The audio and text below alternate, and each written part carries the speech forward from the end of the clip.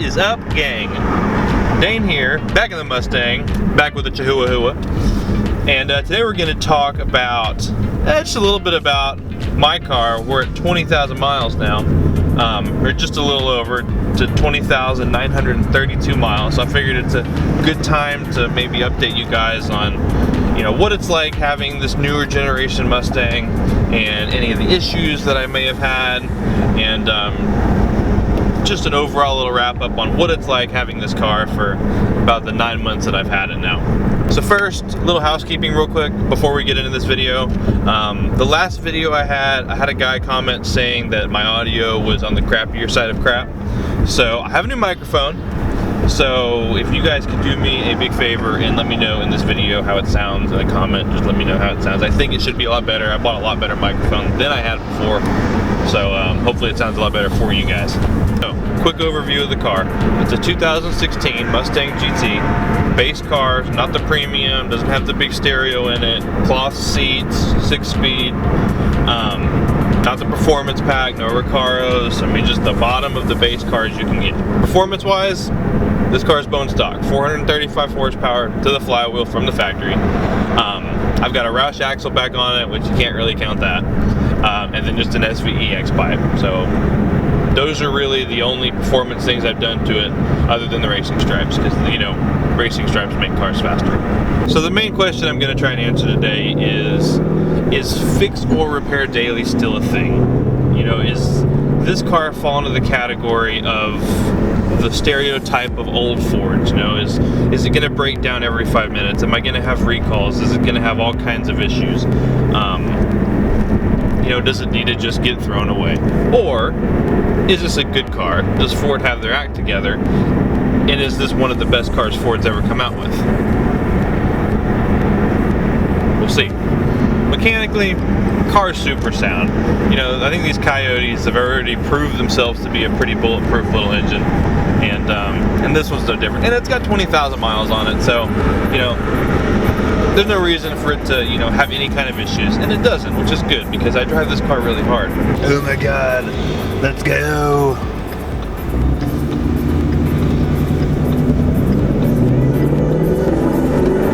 Power, it's got some of that. Hold on, no.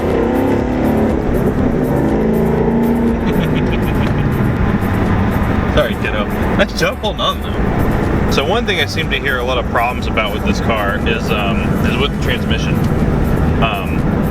This MT82 just seems to give a lot of people issues, which I can understand, but luckily for me, I haven't had any issues with it yet, so it's been really good to me.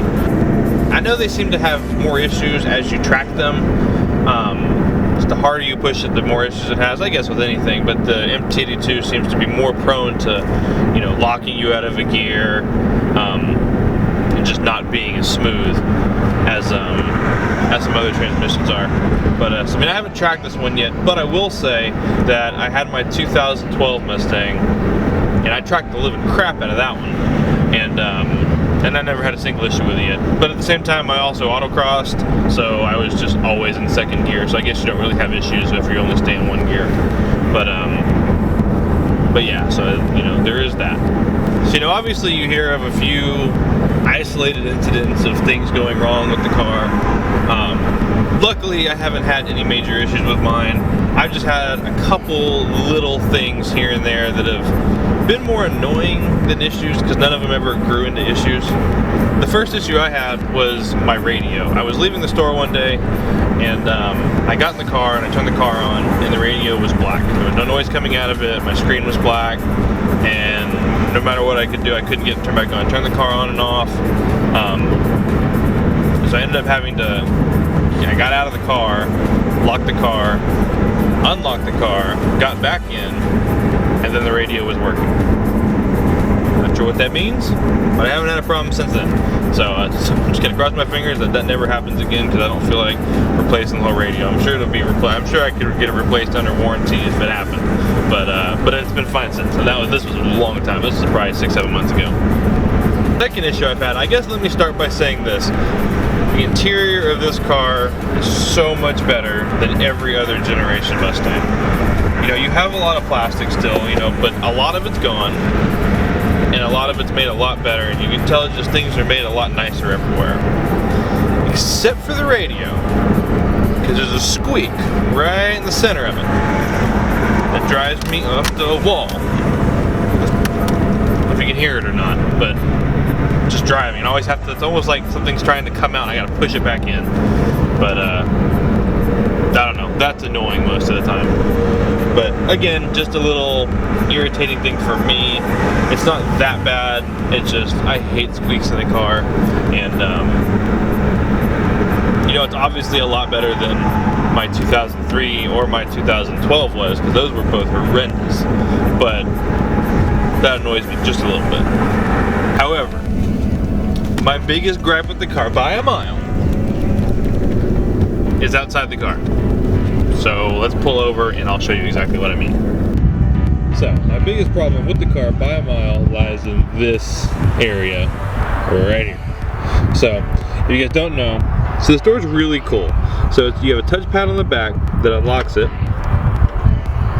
and then a touchpad right here that locks the car, which is super cool. I love the technology, it's really awesome and whatever, when it works. In order for you to unlock the car, obviously, you have to have the key, you know, close to it, which makes sense. But it would make sense if you had to have it within like a foot, but no, like if my hips are turned this way, and it won't open. So yeah, so that's annoying pretty much all the time that happens, but you put the key close to it and it works. You know, overall though, I really think this is a really, really good car. You know, Mustangs come a long way. You know, having two different generations, you know, before this car, I think I'm qualified enough to say that this car has come a long way from where it was. You know, I think it's come a long way in good ways too. I think it's, you know, I think one of the best things about this car is that it's a lot less like the old Mustangs. You know, that you have a lot of new tech in it, and you know, I know a lot of the purists don't like it, but it makes for a really, really good car. You know, one could argue that I'm just, you know, a Ford fanboy and I love the Mustang, you know, which I do love this car, but you know, that wasn't always the case. You know, before I got this car, I was this close to buying a red BRZ. I was in love with the BRZ. I'm still in love with the BRZ, and I will have one day.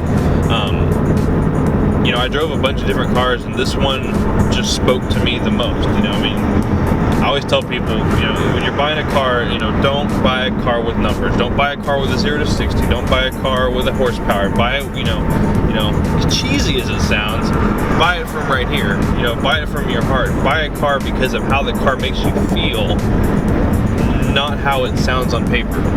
And you know, this car makes me the happiest. You know, I guess kind of segueing into that, I love this car. You know, it's been a dream car of mine since it came out. I've always wanted to own one, and you know, when I got the opportunity to finally, you know, go drive it and you know, eventually buy one, I fell in love with this car. You know, that being said, I'm not done with this car yet. So I've been very content with it for a while. I've gone almost a whole year on an exhaust, wheels, and stripes. But I have the bug, and it's time to start doing things to it. I'm not gonna go too crazy with this car just because it is a nice car and it's my only car. I don't want to ruin my only car, because my 2012, so we did a lot of track stuff and autocross stuff with that, and I'll proudly admit that I ruined that car. So sorry if you own that car now and you're watching this, but yeah, we're not done with this car. We have a lot more things we're gonna do to it still. You know, I still want to mess with the intake, maybe change the intake manifold. We're gonna lower it, do all kinds of sort of stuff to it still, and then eventually,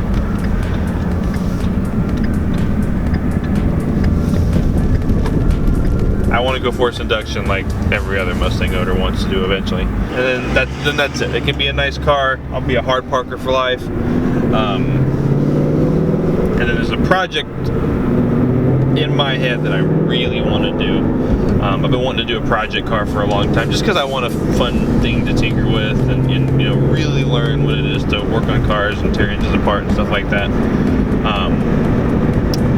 So once the stars align and I can start that project, that's going to be a really cool thing to do.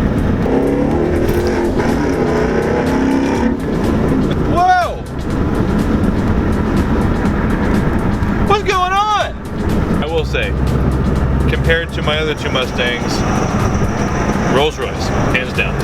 It rides so much better than the last two did. With the independent rear, it completely makes sense. This car is so stinking comfortable to drive. I mean, not only are these seats really comfortable, but just the ride of the car is really comfortable. And I've done probably the longest drive. I think the longest drive I've done was about 7 or 8 hours, and I could have doubled that and been totally fine. This car is it's the perfect Grand Touring car. And I think that's why I like it so much is, this car has that X factor, if you will. It can kind of do a little bit of everything. And, and I've said that before, and that's why I like this car so much is, personally to me, it has more character than the other cars that I've driven. Now, obviously, there's many other cars that are a lot better than this car, and I'm totally willing to admit that. But that being said, none of them make me smile like this car does. This car it's a happy car. It revs to the moon, and it wants to please you, this car. It's just, it's exciting. So pretty much, unless I get in some horrible accident one day, so let's cross our fingers and pray that doesn't happen, I will have this car, forever, or at least as long as I can. Well, that's about it, guys. That about wraps it up for us. I'm gonna leave you guys with a question. So I want both sides of the story. So because I have a twisted sense of humor, I want you guys to tell me either about a car that you bought, either brand new or new to you, that you thought was going to be good and turned out to be a total basket case, or a car that you bought and you were really unsure about getting, but you fell in love with it. So tell me your stories. I can't wait to read them. Also, don't forget to tell me if this audio is good or if I need to go return this microphone also. So yeah, so past that, I will see you guys in the next video. So